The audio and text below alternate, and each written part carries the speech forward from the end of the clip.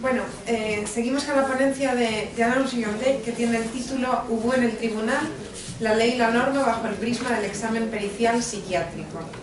Alain Gigondet es antiguo alumno de la École Normale Supérieure de la calle d'Ulm. Es profesor honorario de Historia de la Filosofía Antigua en la Universidad Paris-Créteil. Jubilado, honorario. Honorario.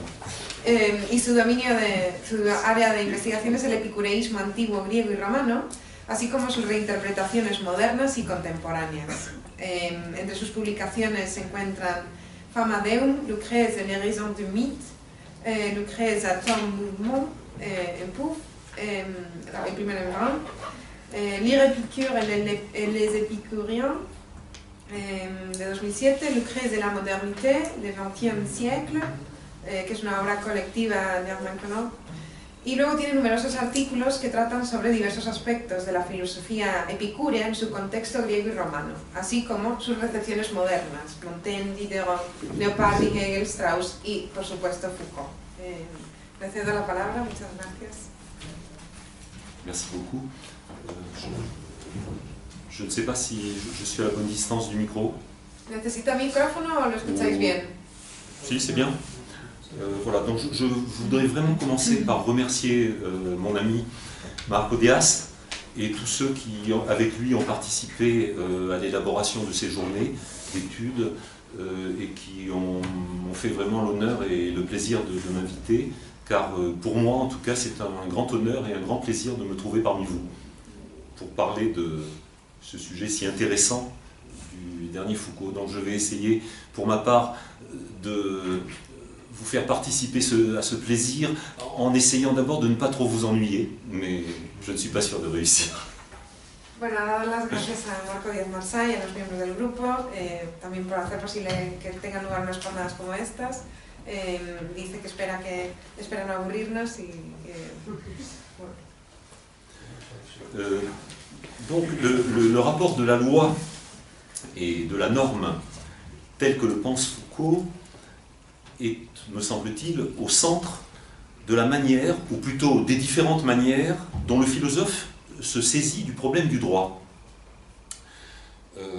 C'est un point d'ailleurs qui ressort bien de l'ouvrage de mon collègue Marcio je ne sais pas comment Marcio Alves de la Fonseca, dont le livre, donc Michel Foucault et le droit, m'a beaucoup aidé pour faire cette communication. Donc, traiter la question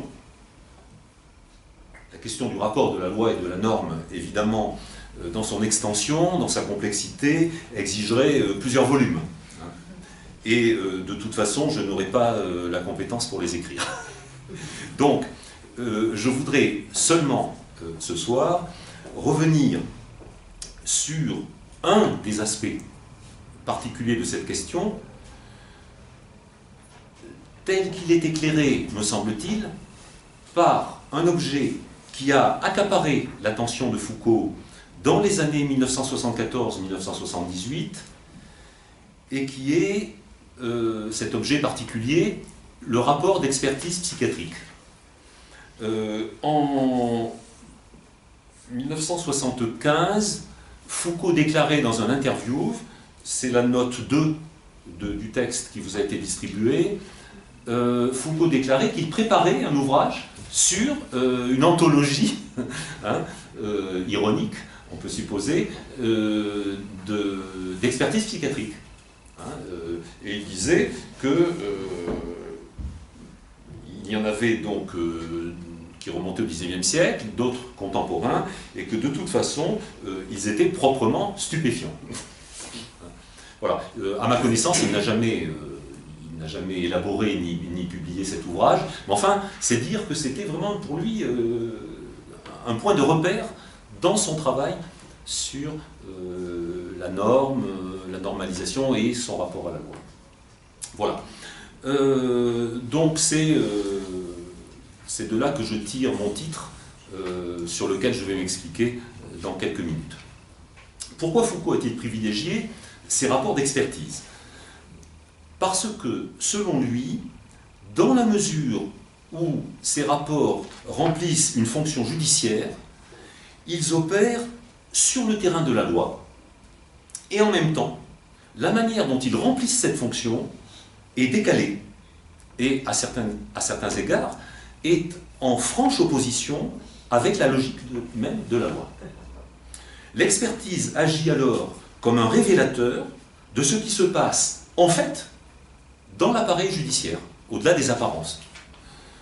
Ce que l'expertise fait valoir au tribunal, plutôt que le point de vue du droit, c'est, pour Foucault, le point de vue de la norme. Et ce qu'elle manifeste, c'est le pouvoir qui s'organise à partir de la norme. Le problème qui se pose alors a bien été identifié par la critique foucaldienne, et je renvoie une fois de plus à l'ouvrage de Marcio. C'est le problème suivant. Foucault établit, d'une part, une distinction conceptuelle stricte, en forme d'opposition tranchée, entre la loi et la norme. Cela se traduit, en termes empiriques, en termes historiques, et institutionnels, par la distinction qu'il a souvent mise en avant entre société de la loi et société de la norme. Donc deux systèmes, deux fonctionnements bien différents, et dont on peut supposer, tel qu'il les présente parfois, qu'ils se succèdent chronologiquement. Mais ça n'est pas si clair. Or, justement, ça n'est pas si clair au plan empirique. Les choses sont complexes, il faut construire un ensemble de médiations si l'on veut comprendre comment, historiquement, le pouvoir de la norme en est venu à se substituer au pouvoir de la loi, et dans quelle mesure il le fait. Est-ce d'ailleurs une simple substitution? Un rapport de force? Un compromis? Autrement dit, l'opposition nue entre société de la loi et société de la norme ne masque-t-elle pas la nature du processus historique effectif d'introduction de la norme dans le système même de la loi? Il me semble que le fonctionnement de l'expertise psychiatrique, tel que l'analyse Foucault, offre un éclairage particulier sur ce sujet. Sans répondre véritablement, définitivement au problème, il me semble qu'il peut nous suggérer un certain nombre de solutions ou de réponses auxquelles Foucault pensait. De quoi, donc, les contradictions de l'appareil judiciaire moderne sont-elles le symptôme? Pour entrer plus avant dans mon sujet, je suivrai le texte d'un entretien inédit de Foucault avec Philippe Nemo, intitulé « D'une société de la loi à une société de la norme », entretien diffusé sur France Culture le 8 octobre 1976, et dont je suis l'heureux dépositaire d'une cassette que j'avais enregistrée. Et bien m'en a pris, car ce texte n'a pas été recueilli dans les dits écrits. Néanmoins, vous pouvez en trouver une partie, un morceau, sur Internet. Maintenant, Nemo en a mis la transcription de la dernière partie, mais justement, ce n'est pas la partie qui m'intéresse ici. D'ailleurs, c'est cette interview, en fait, pour ne rien vous cacher, qui m'a donné l'idée de cette communication. Voilà. Alors, donc, sans aborder de front le sujet que je vous propose, il me semble que Foucault, dans cet entretien, côtoie le problème de très près. Il commence donc son entretien par la lecture d'une expertise, exactement comme il l'avait déjà fait au début de la première séance du cours de 1975 sur les anormaux. Et comme alors, l'effet de lecture que Foucault recherche consiste à faire ressortir le caractère à la fois ridicule et odieux d'un texte de ce genre. Je le cite, il n'y a pas un mot de psychiatrie là-dedans, dit-il, et, ajoute-t-il, c'est ce cynisme qui, en un sens, est révélateur, car il fait fonctionner ouvertement l'expertise au niveau où elle est, c'est-à-dire dire au juge « l'accusé n'est pas malade et vous pouvez le punir ». En accompagnant ce constat et cette autorisation donnée au juge, d'un portrait moral, dit Foucault. Oui, c'est un portrait moral, on y reviendra, à charge, c'est-à-dire accusateur. La fonction du rapport consiste en définitive à donner au magistrat, en se réclamant de l'autorité d'une science, ce qui n'est pas rien, l'autorisation de juger et de condamner. Je cite Foucault dans cette interview, « La psychiatrie, c'est peut-être une mauvaise science, mais c'est une bonne conscience pour le juge. » En quoi l'expertise peut-elle être qualifiée d'ubuesque? Alors, peut-être qu'un certain nombre d'entre vous, vous n'êtes pas familier avec le personnage de Ubu. Hein. Le personnage de Ubu, je vais essayer de le dire en espagnol. Es un personaje simbólico de una sorta de estupidez agresiva. Es el título Ubu Roi, Ubu Rey, es una obra de teatro patafísico de Alfred Jarry. Et es desde esta obra que Foucault prend le... Toma el personaje. Pero en Ubu hay una dimensión política, caricatural, pero intéressant para Foucault. Le cours sur les anormaux fondait ce jugement, donc le fait qu'on est dans l'univers du but, sur la conjonction de plusieurs propriétés remarquables que présente l'expertise. Premièrement, l'expertise a le pouvoir de déterminer une décision judiciaire qui engage la liberté, et même, à cette époque en France, où la peine de mort existe toujours, la vie même d'un homme. Deuxièmement, elle le fait au nom d'une science qui lui donne à l'intérieur du tribunal le statut de discours de vérité. Mais, troisièmement, tout en affichant sa nullité scientifique et ses partis pris moralisants, en provoquant même le rire, même si c'est un rire, en français on dit un rire jaune, hein, quand nous rions de quelque chose qui nous fait de la peine, hein, en provoquant le rire, par son côté grotesque, hein, ubuesque, donc, en contraste avec son pouvoir et ses prétentions. Ubu au tribunal, c'est donc cela, un pouvoir quasi incontrôlé, en un sens exorbitant, mais qui s'autorise d'une vérité scientifique et, en définitive, ne produit qu'un discours dérisoire, d'un cynisme plat. C'est le spectacle d'un pouvoir qui s'exerce de fait, je cite Foucault, à travers la disqualification explicite de celui qui l'exerce. Donc, en même temps que le pouvoir s'exhibe, il se disqualifie. L'appareil de justice, ostensiblement, confère un poids démesuré à une parodie de discours scientifique. Toute la question porte donc sur les effets de pouvoir qui sont ici en jeu. De quelle technologie de pouvoir l'expertise psychiatrique témoigne-t-elle? Après avoir considéré la forme de l'expertise, il faut revenir à son contenu. En quoi consiste au juste le portrait moral de l'accusé? Des traits de caractère, censés parfois se refléter dans l'apparence physique du coupable, enfin du prévenu.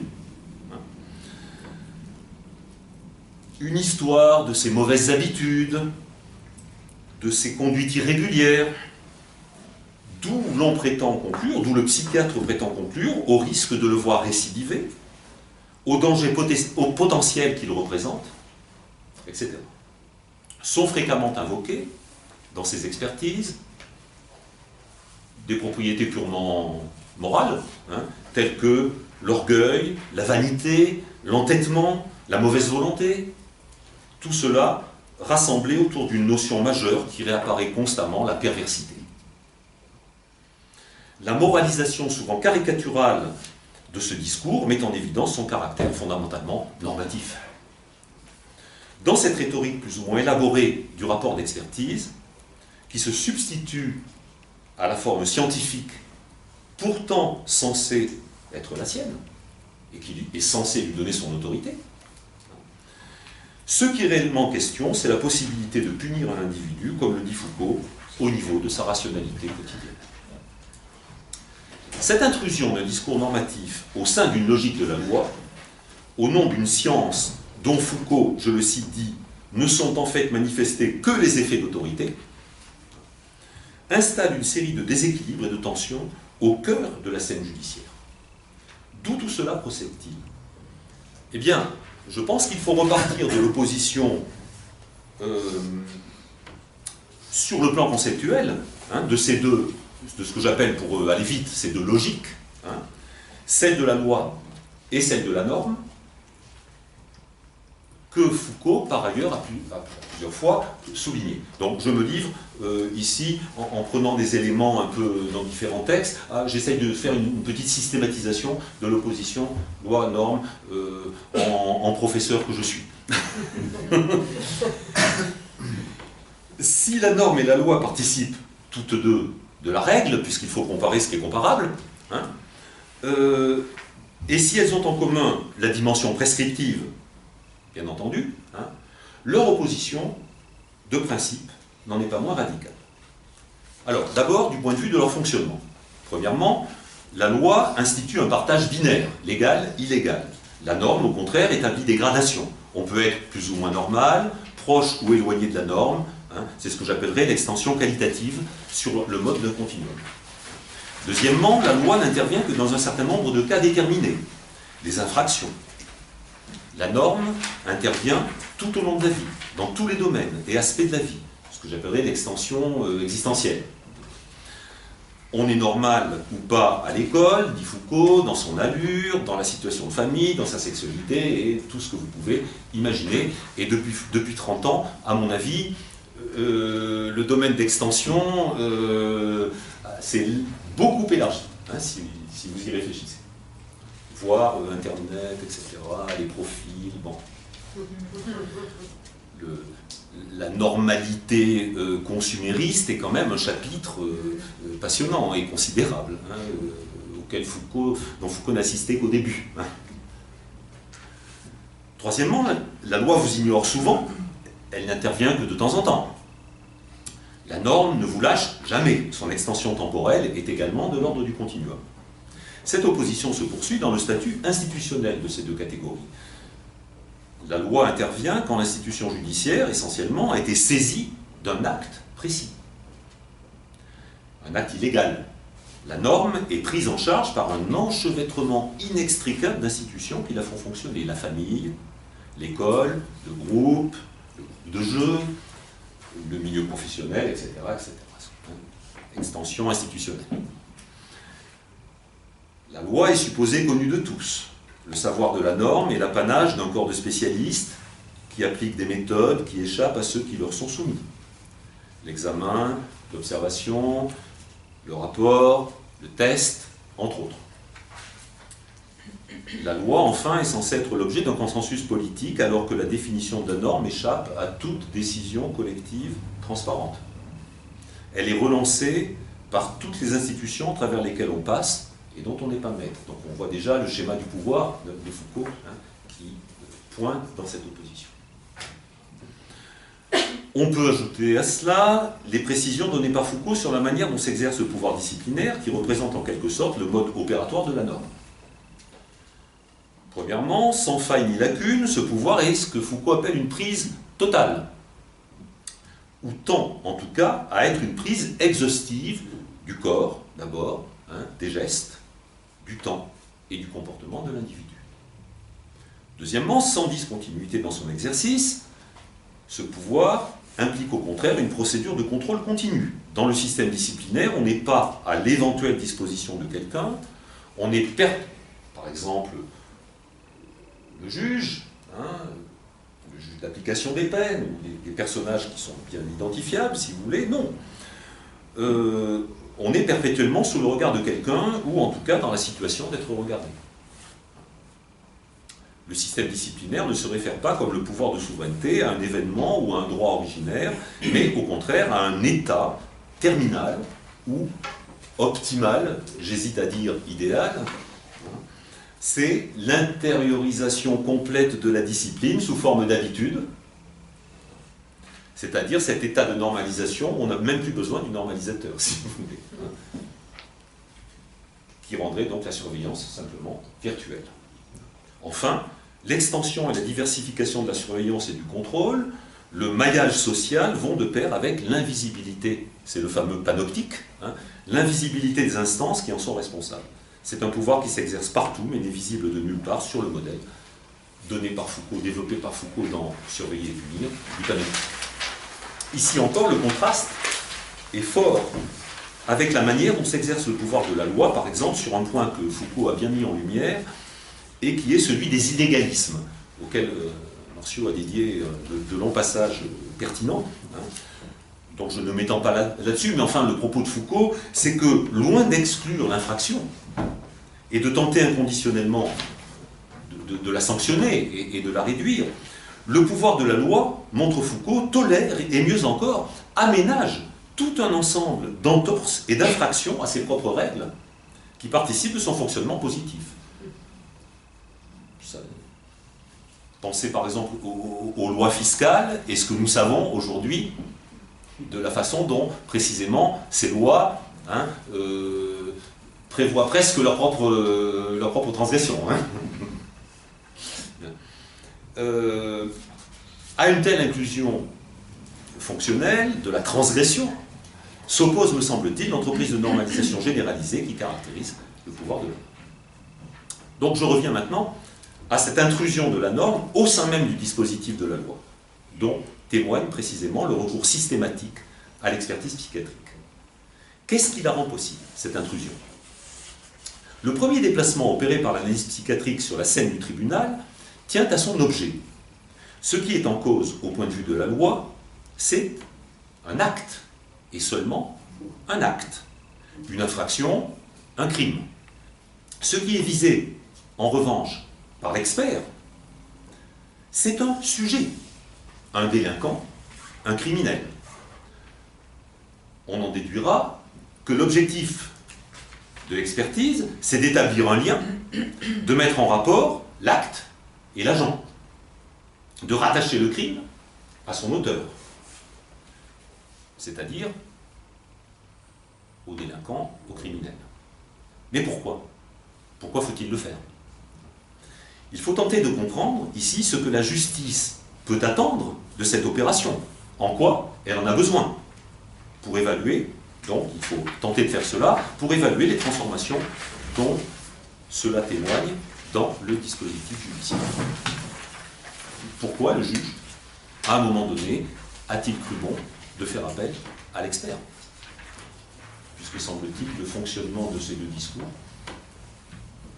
Que el juez en un momento dado tiene que recurrir al experto. Le fonctionnement de ces deux discours est totalement hétérogène et obéit à des régimes hétérogènes. Cuando se trata de discursos, incluso de regímenes heterogéneos. Foucault, dans les années 70, est revenu à plusieurs reprises sur la généalogie de ce déplacement, reconstruisant un processus historique dont le tournant se situe, selon lui, vers la fin du XIXe siècle. Il n'y a pas eu à proprement parler perversion du système pénal, mais plutôt substitution d'un système de pénalité à un autre. Donc c'est un mouvement plus massif. Jusqu'au début du XIXe siècle, le système de pénalité doit porter sur les actes et seulement sur eux. Au fond, dit Foucault, le criminel n'existait pas dans cette interview. Humour noir de Foucault. On pourrait dire, dit-il, que la multiplication des condamnations à mort en ce temps-là montre le peu de cas que l'on y faisait de la personne du criminel. À la fin du XVIIIe siècle, en effet, la mise en cause de plus en plus pressante de l'arbitraire du pouvoir royal a porté la revendication de l'égalité devant la condamnation et la peine. Le principe était que la loi devait définir de manière rigoureuse des peines correspondant à des actes. Mais, d'une part, si d'un côté est ainsi posé le principe du droit, d'autre part, au niveau de la punition est introduit un nouveau personnage, qui est celui du criminel. Foucault explique ainsi comment les réformateurs, Beccaria, les députés de l'Assemblée constituante révolutionnaire, etc., conscients du pouvoir écrasant et proprement disproportionné que les institutions confèrent à la société pour punir celui qui est censé avoir rompu le pacte social, cherche à modérer ce pouvoir en concevant des punitions pas trop violentes, qui ne soient pas simplement le symétrique du crime et ne rappellent pas fâcheusement les châtiments exorbitants de l'Ancien Régime et quelque chose, j'ajouterais, qui serait de l'ordre simplement de la vengeance, hein, de la réponse œil pour œil, dent pour dent, le talion. Plusieurs justifications nourrissent cette réflexion, donc des réformateurs. Un principe d'humanité qui relève de la sensibilité, un principe de régulation des effets du pouvoir, qui relève de la théorie politique, mais aussi, de plus en plus, un principe de prévention qui incite à agir sur l'âme du criminel en vue de son amendement, de sa correction. C'est bien le crime qui est punissable, mais c'est sur la personne du criminel, considérée comme telle, que doit s'appliquer la punition, dans le sens où l'on cherche des punitions susceptibles d'agir sur lui en le corrigeant, en le régénérant. Ailleurs, Foucault, dans d'autres textes, Foucault évoque, vous avez les références hein, dans les notes, ailleurs Foucault donc évoque à ce sujet ce qu'il nomme le double front de la pénalité. Premièrement, donc premier front, une recodification des délits et des peines, homogène, positive, contraignante, représentative, efficace. Deuxième front, l'intégration à la pénalité de tout un conditionnement moral, circonstances aggravantes ou circonstances atténuantes, vous voyez qu'on est toujours dans ce système. Hein. Surveillance, maison de correction, rééducation, etc. Du coup, les peines ont moins comme objet la dissuasion, comme le voulaient les théoriciens du XVIIIe siècle, comme Beccaria, qu'une action sur le coupable lui-même visant à le corriger. Or, ce glissement en induit implicitement un autre, qui concerne le processus même de la condamnation. Je cite Foucault, « Ainsi, c'est donc un texte extrait du cours « La société punitive », ainsi, si le Code s'interdit de punir au nom de la loi morale, il se donne la possibilité de punir selon la moralité, qui est ainsi une modulation légale de la loi. La récidive est une circonstance aggravante, l'introduction des circonstances atténuantes va fonctionner comme modulation moralisatrice du système pénal. N'est-ce pas? Selon le point de vue de la loi, la récidive, si on juge l'acte, le crime, la récidive ne devrait rien avoir à faire avec la peine à laquelle on va condamner. Hein? Si l'on est strict. Strict juriste. Mais si on se place dans une optique de surveillance, de repérage de la dangerosité, d'espoir, de régénération du coupable, alors évidemment, on introduit tout un système de critères qui sont d'un ordre tout à fait différent. Desde el punto de vista de la peligrosidad, de la vigilancia, se introducen toda una serie de criterios completamente diferentes. Alors, je répète l'expression de Foucault, modulation légale de la loi. Ça me semble une expression absolument remarquable.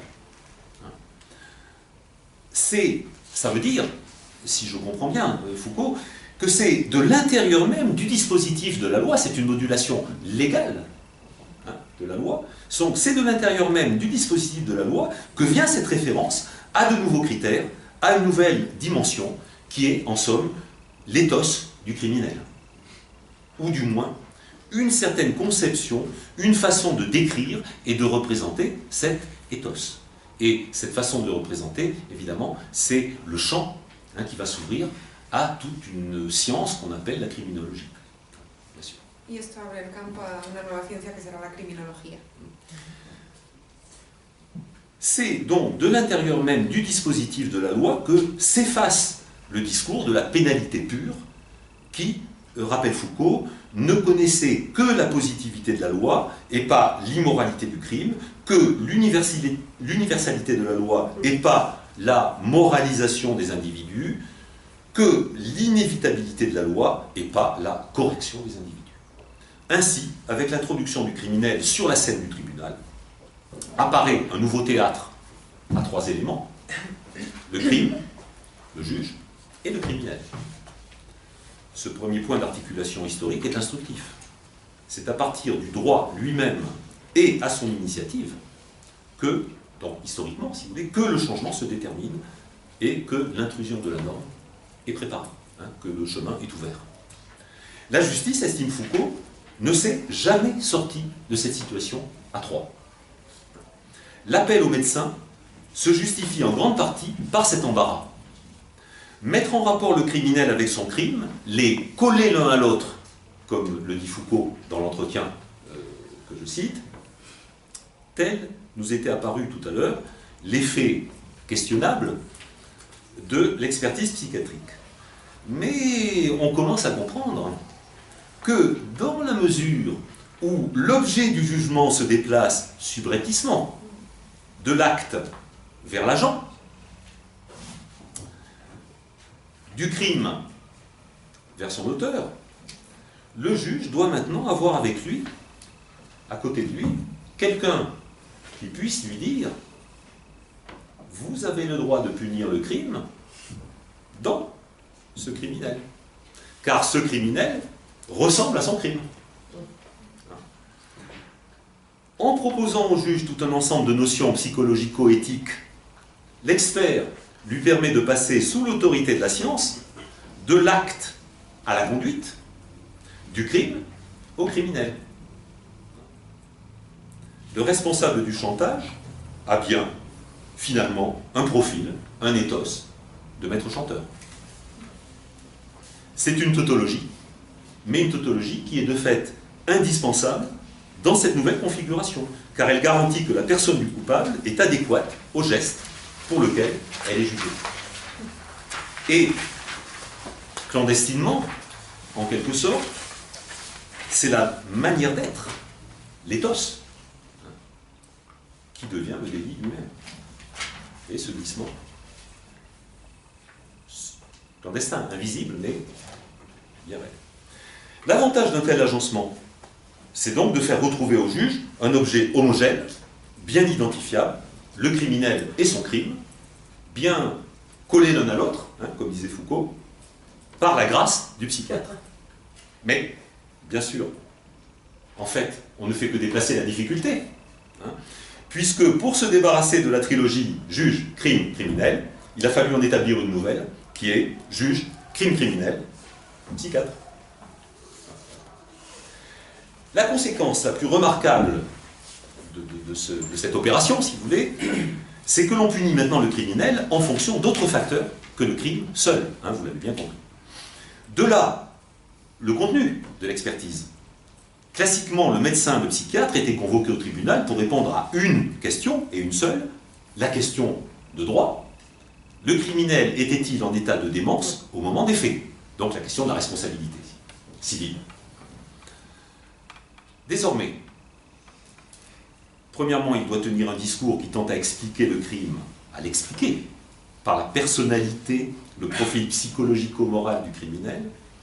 Et surtout, deuxièmement, il doit répondre à une question nouvelle, celle de la dangerosité de l'accusé.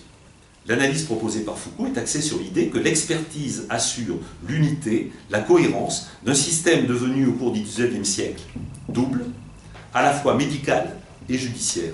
Son discours lui-même mixte fait tenir ensemble, en dédoublant à plusieurs niveaux les éléments qui constituent ce qu'on pourrait appeler la scène du tribunal, c'est un théâtre.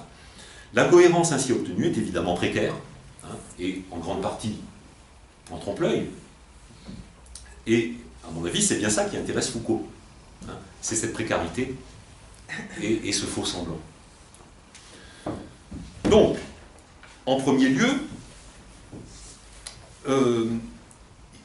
il s'agit pour l'expert de retracer la personnalité du criminel, et cela, ça revient à produire ce que Foucault appelle un doublé psychologico-éthique du délit. Son effet est de délégaliser l'infraction, qui devient une irrégularité qualifiable, mesurable par rapport à des règles. Ce que le psychiatre présente et propose, dit Foucault, ce n'est pas l'explication du crime, c'est en réalité la chose elle-même qu'il faut punir et sur laquelle doit mordre et avoir prise l'appareil judiciaire. Ce que le juge va punir, ce n'est plus le crime ou le délit, ce sont des conduites irrégulières qui en sont donc le doublé psychologique et moral. On a bel et bien changé de domaine d'objet. Celui-ci désormais relève d'une connaissance, d'une technique de transformation, de tout un ensemble de coercitions rationnelles et concertées.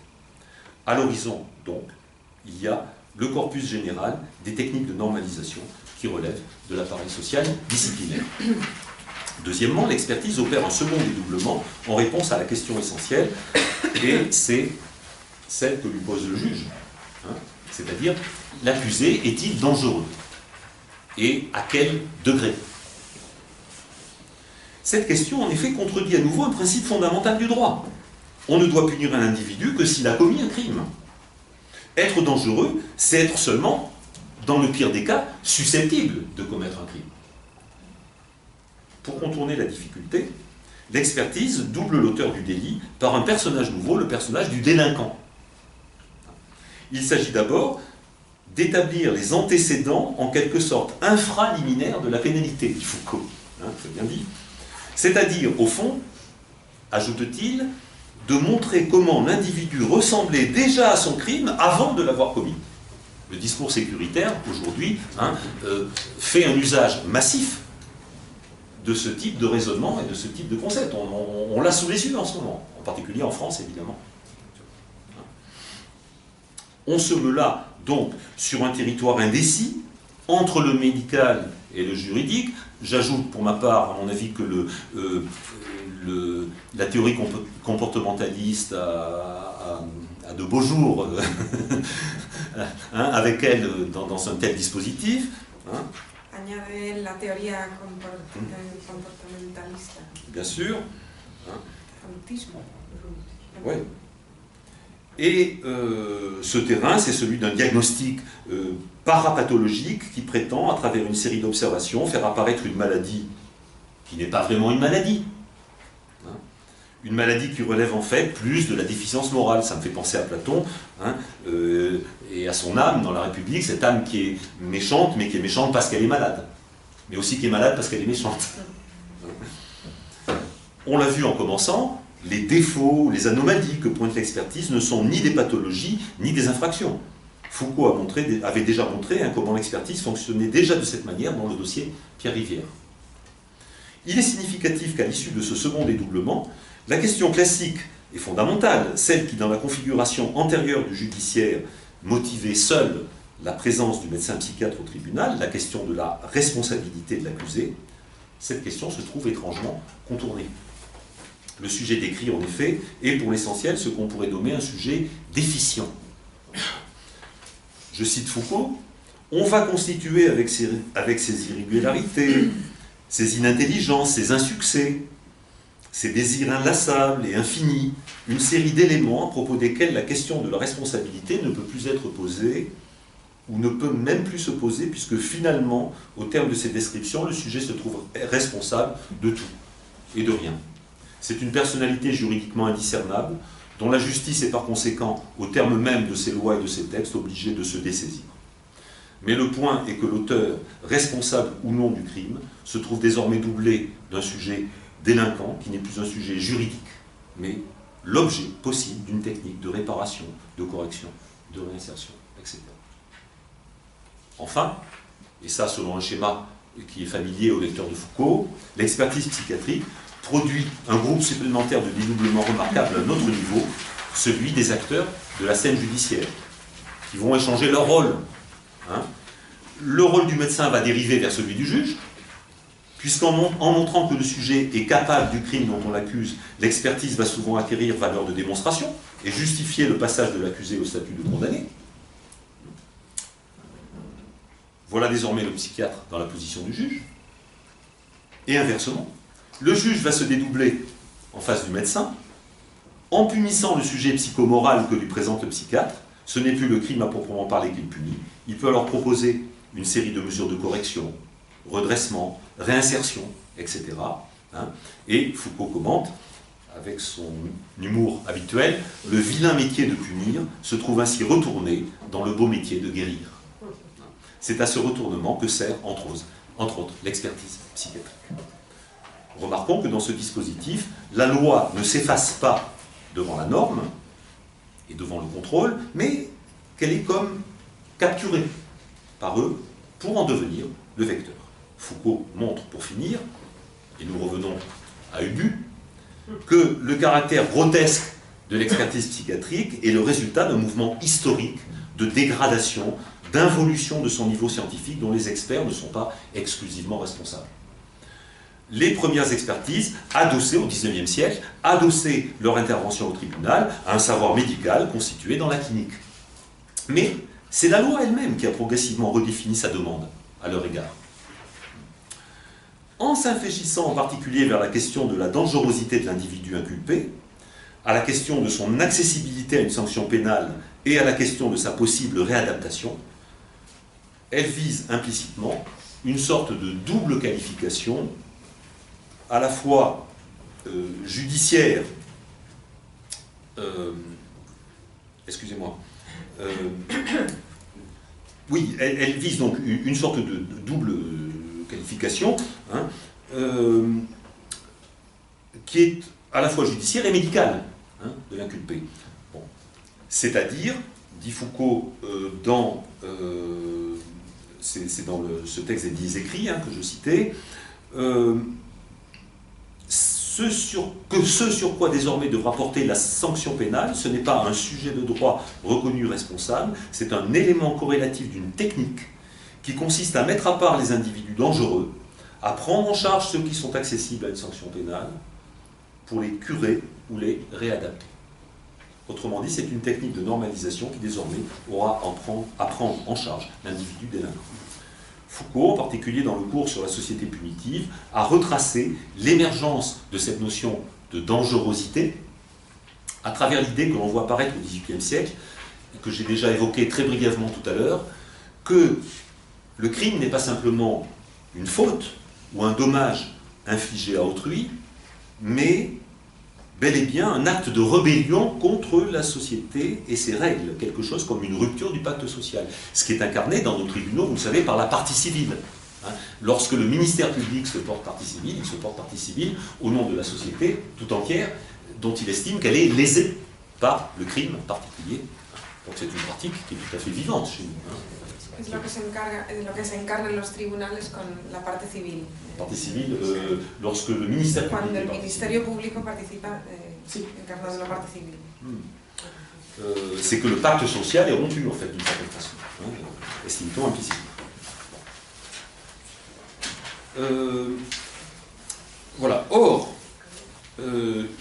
évidemment, une telle évolution change nécessairement la signification de la punition, qui devient moins le châtiment d'une faute ou la réparation d'un dommage qu'une mesure de protection que prend la société contre ceux qui la menacent. Il faut défendre la société. Or, la volonté de protection, au-delà de ces aspects institutionnels, entraîne toute une série de conséquences sur le plan du savoir, cette fois-ci. L'examen du sujet dangereux, sa surveillance, vont autoriser une saisie psychopathologique, psychiatrique et sociologique de son cas. Pour Foucault, c'est cette sociologisation du criminel comme ennemi social dont les effets commandent actuellement encore non seulement la pratique pénale, mais aussi la psychopathologie de la délinquance et la sociologie de la criminalité. Tout un arsenal de disciplines scientifiques, d'où ma question ce matin à notre collègue sociologue, donc tout un arsenal qui a pour objet non pas la transgression de la loi, mais les antécédents, les comportements, les mœurs, les habitudes.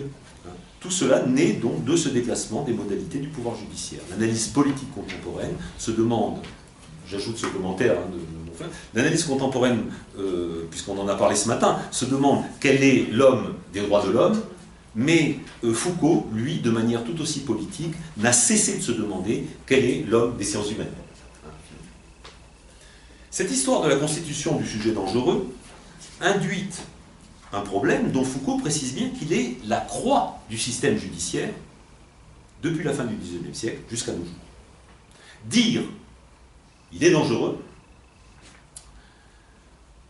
c'est ouvrir le champ à des mesures d'élimination, de neutralisation, d'emprisonnement du sujet en cause.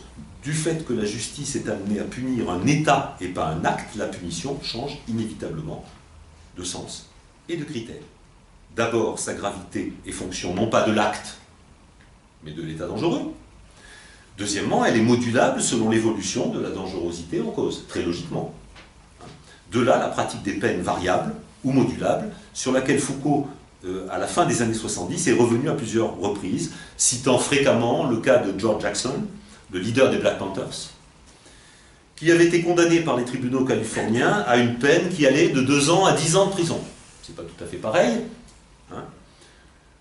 De toute façon, le problème ne s'est plus posé dans la pratique, puisque Jackson a été assassiné par les gardes pénitentiaires à l'occasion d'une révolte de prisonniers.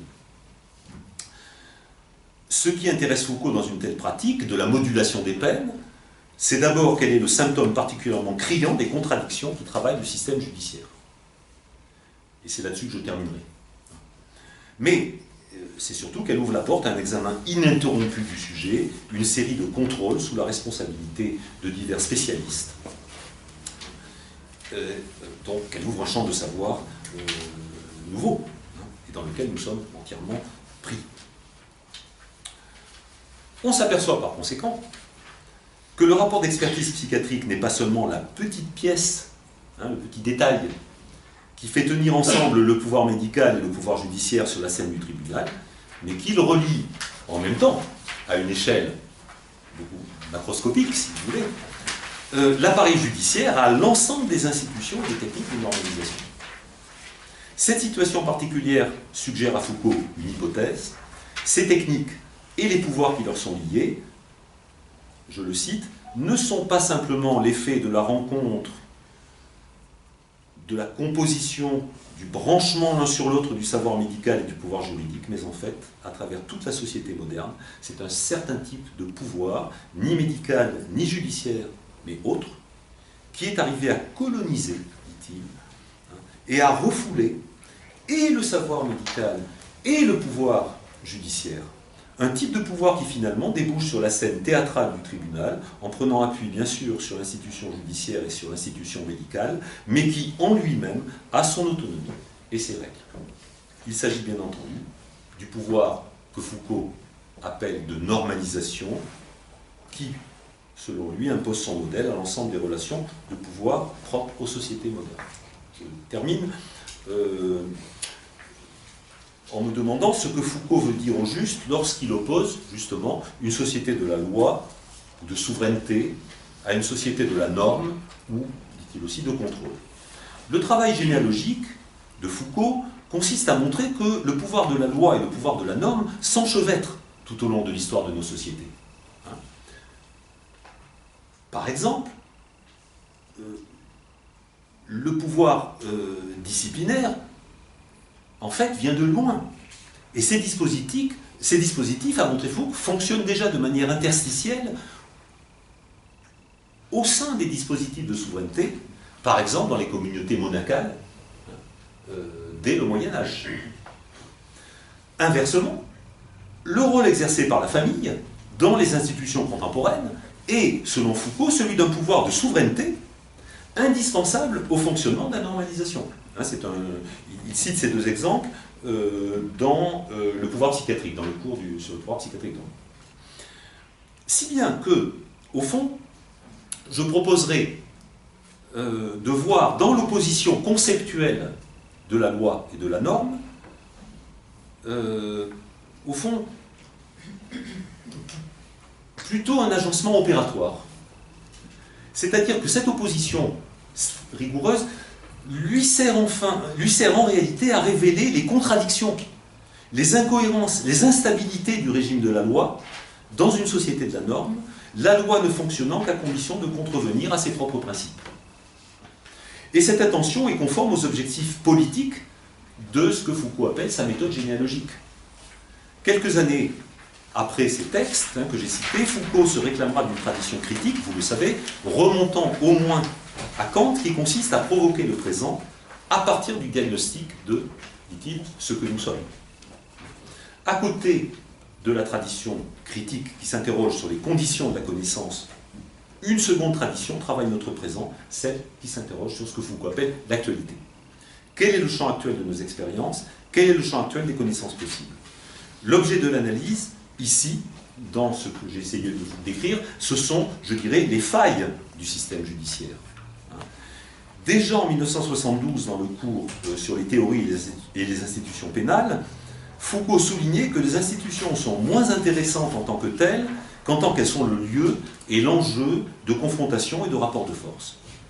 La société punitive montre ainsi que la punition et les pratiques pénales ne se comprennent que rapportées à l'économie du pouvoir dans les différentes configurations où elles sont pratiquées. Dans le cas de l'enfermement, par exemple, la permanence masque bien, dit Foucault, la diversité des rôles. C'est-à-dire ce qui semble identique, en fait, n'est qu'un faux semblant. Ce sont des régimes de pouvoir différents qui se jouent derrière. L'institution judiciaire est donc un lieu d'exercice des relations de pouvoir. Et ce que Foucault veut montrer, c'est que c'est ce qui s'y passe en réalité quand les choses basculent, quand change la nature, le type de pouvoir à l'œuvre dans nos sociétés. Et ce qui l'intéresse surtout, c'est comment ce qui s'y passe, bien compris, ouvre la voie à la critique théorique et pratique. Merci beaucoup de votre attention.